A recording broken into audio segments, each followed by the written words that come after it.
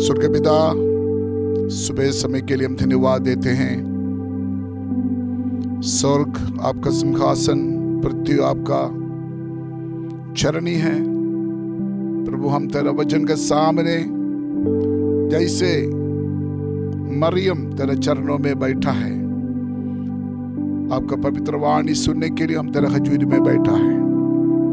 हमारा दिल दिमाग को शुद्ध कर, पवित्र आत्मा हमको सहायता कर।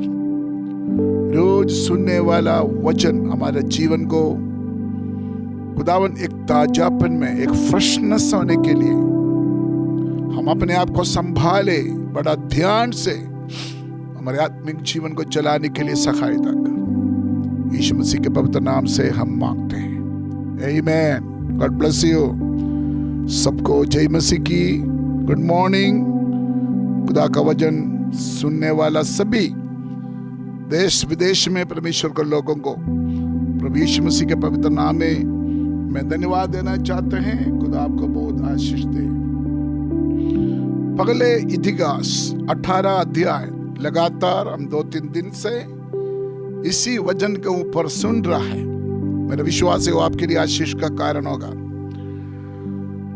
दूसरा इतिहास 18 अध्याय 29, 30, 29 और 30। इस्राएल के राजा ने यहोशाफात से कहा, मैं तो वेश बदल कर युद्ध में जाऊंगा, परंतु तू अपने ही वस्त्र पहने रहे।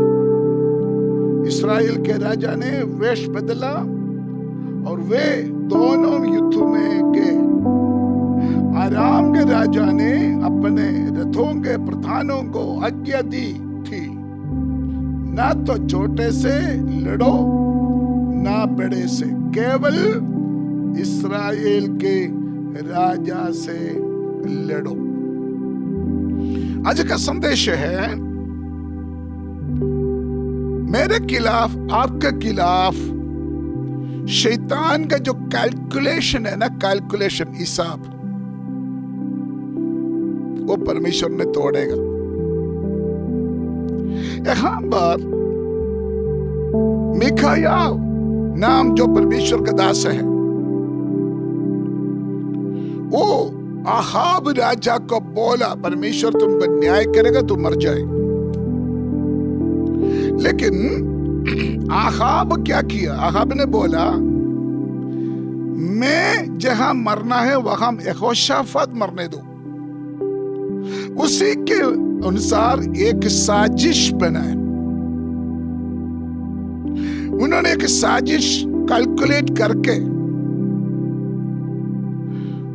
और वेश बदलने के लिए फैसला किया। 29 आयत में उसका मन की प्लान यही था, मैं एक साधारण फौजी का वस्त्र पहनकर लड़ाई में शामिल हो जाएंगे, किसी को पता नहीं चलेगा मैं इस्राएल के राजा है, तो कोई मुझे मारेगा भी नहीं। तो मिकाया जो बोला ना मेरा मौत हो जाएगा, वो होगा नहीं। यहोशाफात का बदले, यहोशाफात को आहाब का बदले मारने का प्लान बनाया। लेकिन परमेश्वर ने क्या बोला? 30 आयत में परमेश्वर ने बोला, इस्राएल राजा को छोड़कर, आहाब को छोड़कर और किसी के साथ भी युद्ध नहीं करना। आहाब का जो हिसाब है, जो कैलकुलेशन है, वो परमेश्वर का दास मिकाया को 2 थप्पड़ मारना है, उसको हराना है। आहाब के साथ परमेश्वर का मर्जी के खिलाफ यहोशाफात ने समझौता किया। उनकी पेड़ में वो पार्टी का खाना पड़ा है। इसलिए कोई भी बात है ना, यहोशाफात को समझ नहीं पाते, वो कोई करेगा भी नहीं। आराम राजा जैसे बोला है, सभी लोगों को गलती फहमी हुआ है। यहोशाफात को गलत समझा, वो ये आहाब यहोशाफात को घेर लिया। मारने के लिए प्लान बनाया। इसी तरह हमारे जीवन में भी कभी कभी दुष्ट हमको घेरेंगे मारने के लिए, किसी चालाकी के वजह से, किसी साजिश, दुष्ट का कुछ साजिश, ताकि हम मर जाए, हम खत्म हो जाए, हम नाश हो जाए। इधर आप देखिए 31 आयत में यहोशाफात को पता चल गया मेरा प्राण खतरा में है। एक जबरदस्त प्रार्थना किया यहोशाफात ने। 31 आयत। नंबर 1, चिल्ला उड़ा, उन्होंने चिल्लाया यहोशाफात। नंबर 2, उन्होंने, परमेश्वर ने उसको सहायता किया है। नंबर 3, उसके पास से फिर जाने को प्रेरित किया है। एक जबरदस्त मुश्किल के समय में एक प्रार्थना किया यहोशाफात ने। कितना जबरदस्त था, उसको पता चल गया मुझे गलती हो गई। उन्होंने नम्र के साथ चिल्लाकर प्रार्थना किया है। जब यहोशाफात ने चिल्लाकर प्रार्थना किया, परमेश्वर ने उसको सहायता किया है। और जो लोग उसको मारने के लिए आया था, उधर लिखा है उसको ऐसे फीलिंग हुआ उसको छोड़ कर चले जाए। आमीन। एक बात ध्यान से सुनो, अगर जैसे चिल्लाना चाहिए परमेश्वर का हजूरी में चिल्लाओ, आपका दुश्मन का भी विचार बदल जाएगा। आपको नाश करने के लिए, आपको हानि पहुंचाने के लिए जो लोग कोशिश करते हैं, चाहते हैं, उनका विचार भी बदलने वाला है हमारा परमेश्वर का सामर्थ और आपका प्रार्थना। ये लोग सोचा अभी इसको टारगेट ना करें, उसको छोड़कर चले जाए। हाँ, यहोशाफात को मारने के लिए आया हुआ लोग उसको छोड़कर चले गए। उसका मतलब शत्रु का निशाना बदल गया है।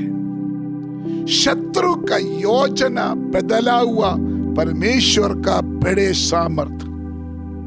मैं यहां पर 5 बातें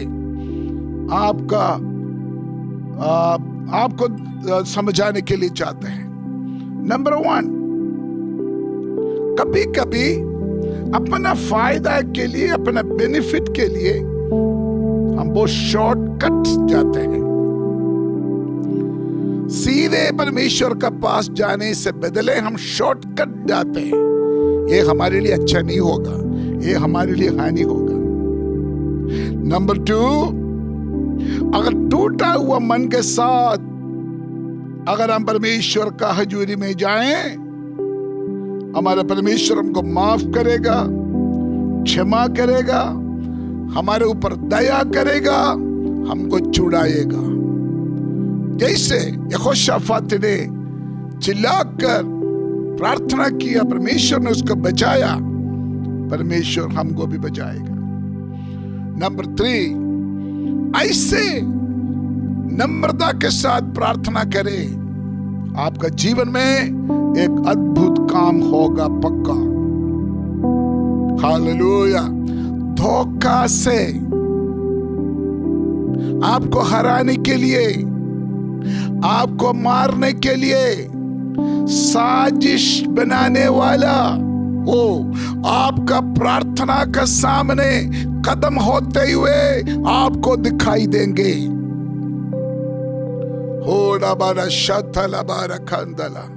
अभी मैं इस वचन बोलते हुए महसूस करते हैं कुछ ऐसे लोग ऐसे परिस्थिति से गुजर रहा है, धोखा में फंसा हुआ है।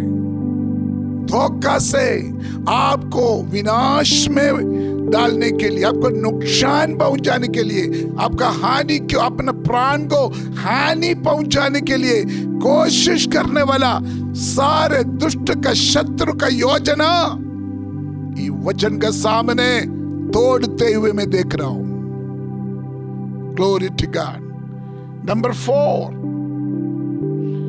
जो आपको नाश करने के लिए आपके सामने जो सेना आ रहा है ना, वो पीछे हट जाएगा। 32 आयत वर्स 32, वो पीछे हट गया, उनका मन बदला, उनका बाजार बदला। यस, अभी प्रार्थना शुरू कर देना।